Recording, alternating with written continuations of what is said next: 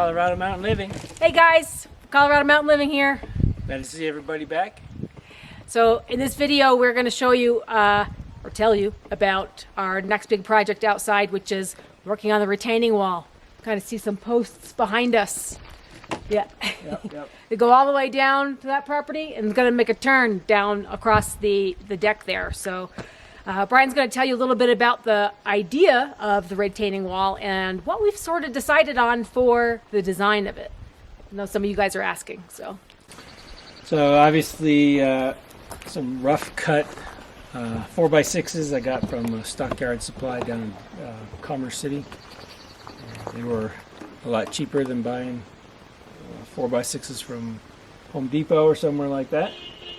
Anyway, they're initially spaced 4 feet apart. That's to mimic the pattern I have on the siding on the wall on the house. the steps. Yep, and the steps. And then they start getting spaced around 8 feet, between 8 and 6. It wasn't an even number from the last 4 foot post to the end, so there's a little bit of discrepancy between them. The next one's 8 feet, and then it's a little bit less than that. So, but what we're going to build up is we're going to just stack them on top of each other. So I've kind of put one here just to show you. They'll just be stacked right up, and then these won't be this high. These ones here will go about a foot above the bottom edge of the siding. So this one here would come up to about here, and then the next one will be in line with that one. So it'll come across there. So they'll get cut off. So they'll be cut off, but I'm leaving them this in case we decide to leave them a little bit higher. Put a light on top of every other one or something like that. Make it kind of look kind of neat. But so we'll stack them up. I do want to put, maybe not on these ones here, but further down where there's more dirt pushing against, we'll put a some kind of a dead man system. You've got a counterweight on it. Either I'll use some of the cutoffs from here to make a piece come out, and then the dirt piled on top will help counterbalance it. Or I'll use a piece of rebar attached here and then down to a pile of cement underneath the dirt. So up here I don't think it's going to matter too much because it's the actual the wall is not going to be that high. But as we go further down it'll get higher, and then on the front side it's between 4 and 5 feet. Yep. So we'll need something to counterbalance it. And then on the front, I'm going to get some steel strap and bolt that to the front. It'll serve two purposes. First is decorative; it'll look cool, and then the other it'll help tie the beams together. Because I'm not gonna buy a bunch of 8-inch lag screws to put through every single beam.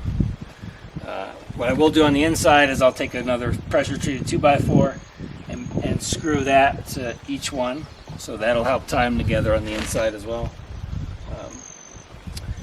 And then I'll probably get some kind of a roofing tar or foundations tar and paint the inside, anything that's going to touch the dirt.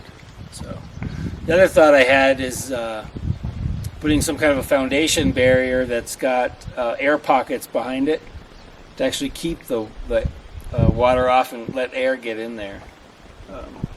And then some drainage, maybe some rocks on the bottom with a drain pipe right at the base, particularly down on the front side. That way any water that might happen to get there will be able to drain out through the corrugated pipe like that stuff. So. Yeah. Nice. I'll show everybody all the work that you did this weekend. All right, I started laying out the retaining wall. On the southwest side, it's going to be stepped down, and let me show you where the stakes are. So, see my stakes in a line there. Now the wall is going to mimic or mirror the side of the house. So, be a post there, And then it steps down, I think that's 14 inches. And it goes 4 feet. Another 14 inches. And again, so there's 1, 2, 3, 4, 5 steps. 4 steps. And then the last one, behind the ladder, just goes straight across. And then here, at the end, I'm going to have a stone wall built up to that level, right there. So the excavator left a nice slope here so that I can drill down with the tractor. So what I'm going to try and do is do these holes right now, all the way down to here. I probably can't do that one. My tractor's going to tip right over.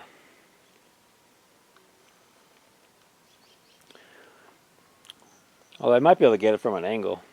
We'll see. Anyway, that might be one I have to dig by hand. It's not that big a deal. When I dug the footings for the deck, I dug that middle one by hand because the electric's right next to it. And it didn't take more than 15 minutes. But the rest of the wall, I've got that laid out as well. Here. Waiting on the utility company to come check my, or mark the utilities, the gas and the electric. They come right in between these two stakes. So these are all 8 feet apart. So I'm going to have to see where they are in relation. Hopefully I don't have to dig both of these by hand, but we'll see. But what's nice is I can drive the tractor. I'm going to clean up that dirt there, but I can back the tractor right down. And I should be able to dig all of these holes with the tractor. With the exception of that one and maybe that one. But so they'll come all the way down. Actually, the small stake there is the last one. Then I'm probably going to put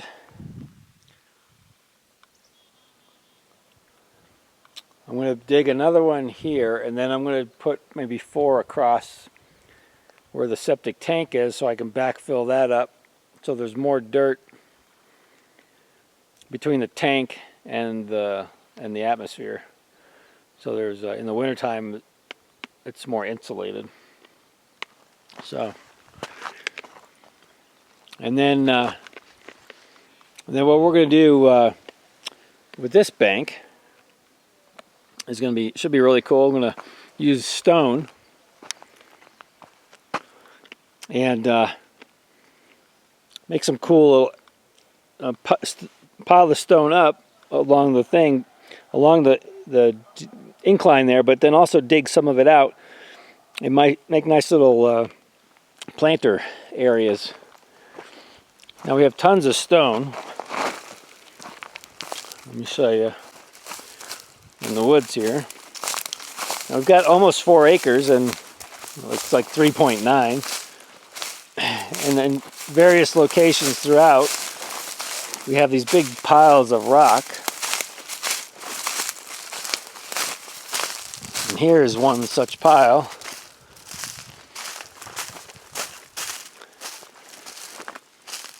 And so I think we have plenty of stone. That's got to be 50 feet long.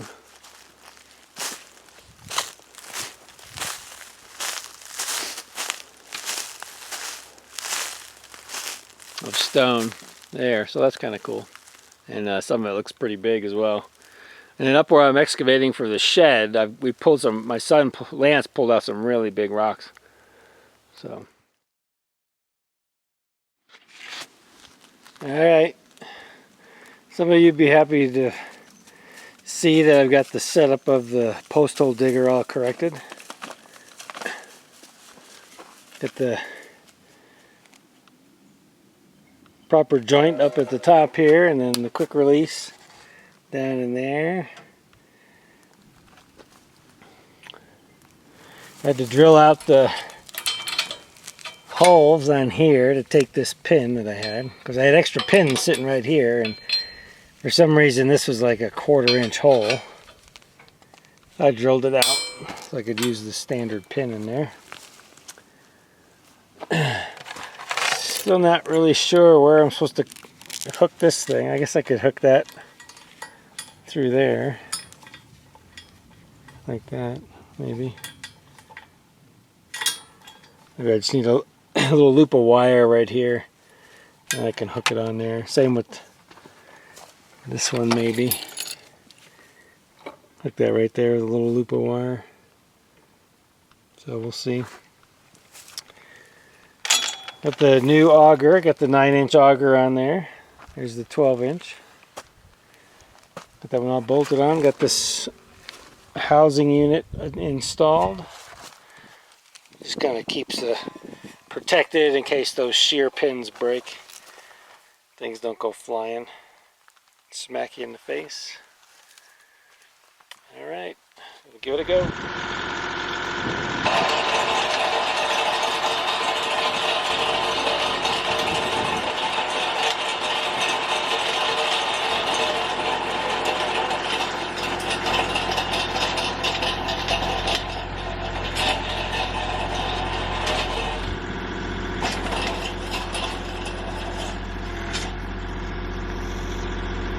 It's really at an angle.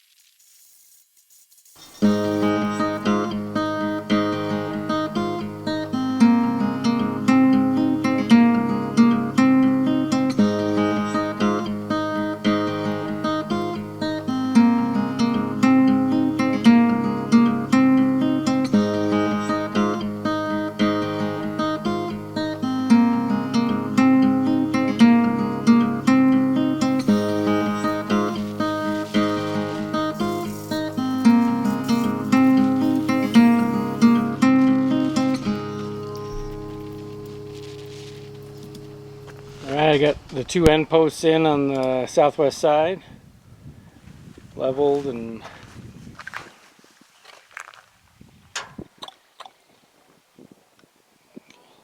with coming out good. And so I got this post lined up at the very edge of the house, like that. And then I made this huge square. Because what I want is the post to be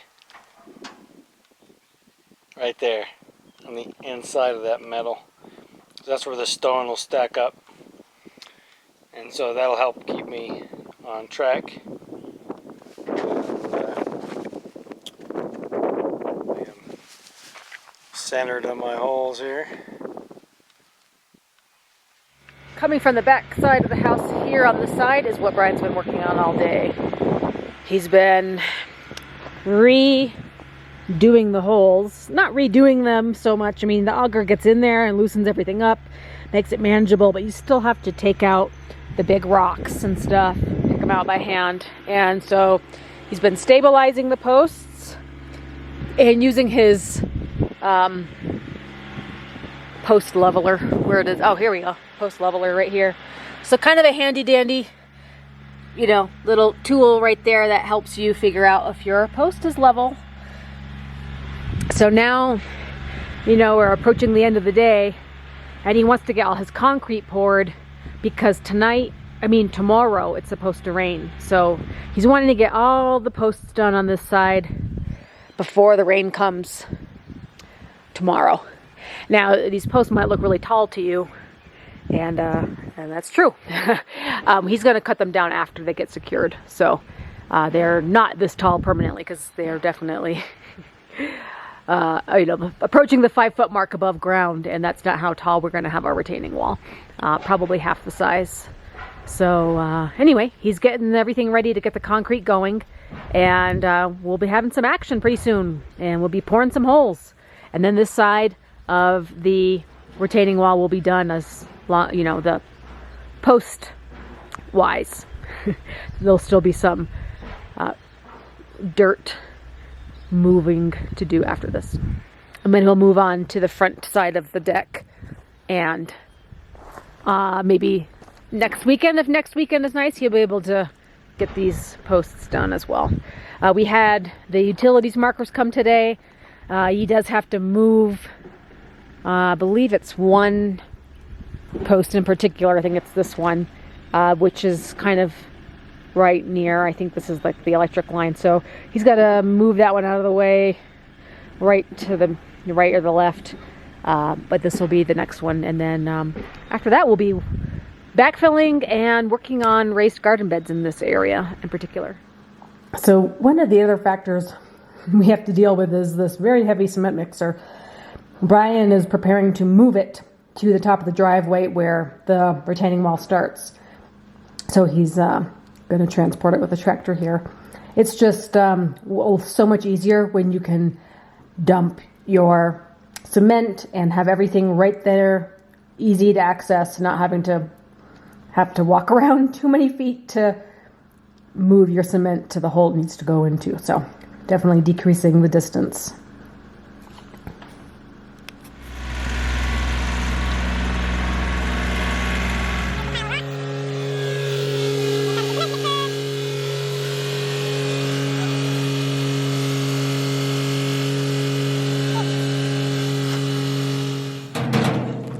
Brand new wheelbarrow. So shiny, can't wait to put cement in it.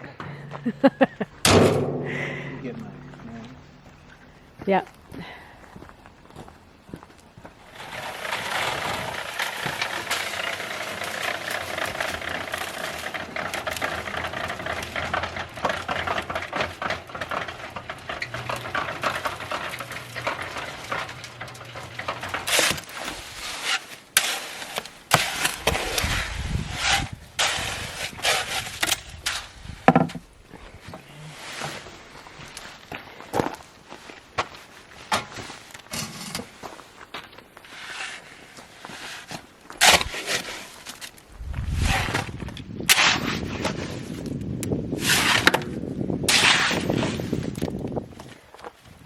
The old fill her up with rocks trick. Yeah.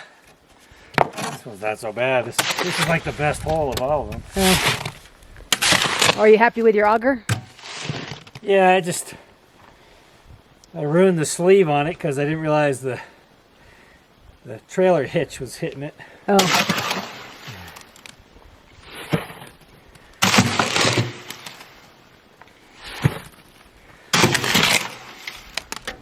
But it's hard to... Plus I was on an incline. Yeah. I think that made it more challenging. Yeah, you had to really back it up to get it perpendicular. Yeah, and I couldn't really tell if it was parallel or perpendicular to the ground. Okay.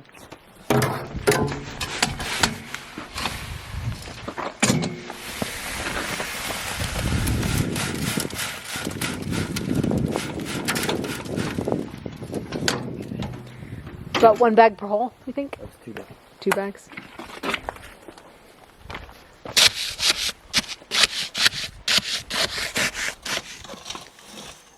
Second to last hole. Almost done.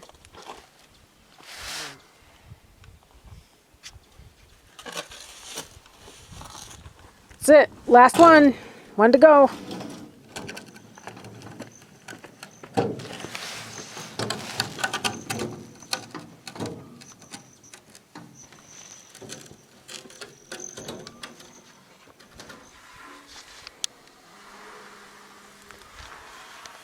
Well, it's a big job done, and just before dark too.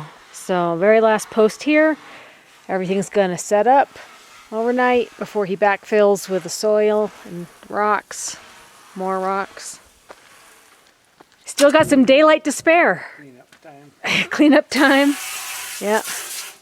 Hey, a nice new wheelbarrow's shiny again. Yeah.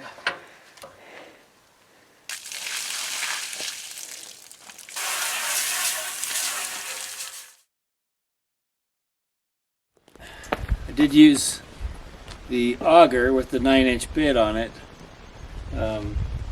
but I was sort of close to getting them in the right spot. I had a fair amount of adjustment to do. Yeah. So, Trying to get your opinion on if you were happy that you got that smaller sized auger, or if the big one would have been good enough, but you did some Yeah. adjustments on the tractor to. yeah, I think it'll be easier on the front side where everything's flatter, and then if I have someone help me just kind of make sure it's perpendicular, then I think it'll work better. We'll get a better alignment. So, but being on the incline, and I was doing it by myself, I couldn't really see. I had to put the auger down so it was touching the stake mark.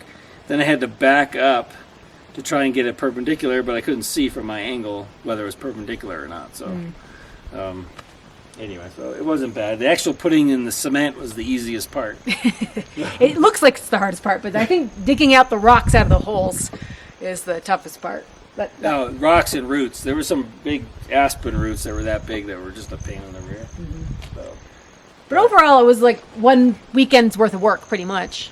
yeah, two days. Two solid days. So that's this side, and then we'll move on to the next side to put the posts in before we start working on the actual wall. Yeah. Next, yeah. So this will take some excavating to get it level. Pull the dirt out, make it each section level, and you need to put a rock here and there to kind of balance things out. Because on the other side of the wall, once this part's done, I'm going to excavate out a bunch of the dirt. There'll be a little bit of a slope, and then we'll just pile up rocks and make it look nice. Put some little decorative areas, little outpouchings where we can either put a tree or some flowers, which is what this whole area is going to be. There'll be about a 2.5 to 3 foot wide staircase, and then on either side will be all planter areas with big rocks, and then put wildflowers in there because this area gets tons of sun, so they'll get awesome wildflowers in here. So Yeah. this will look pretty neat. Yeah, we'll see how far we get this summer.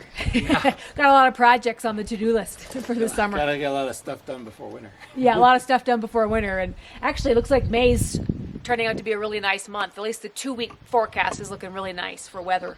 So not too cold. A lot of sunny days, a lot of 50-degree sunny days. That's easy to work in. So guys, we just wanted to keep you up to date on our project. So next video, I want to get you up to date on the bees. There is updates on the bees, okay? So definitely want to tune in for that one. But thanks for joining in and hearing about our retaining wall. And if you have any ideas or tips, we'd love to hear them. Yep. Take care. Bye-bye. Bye for now.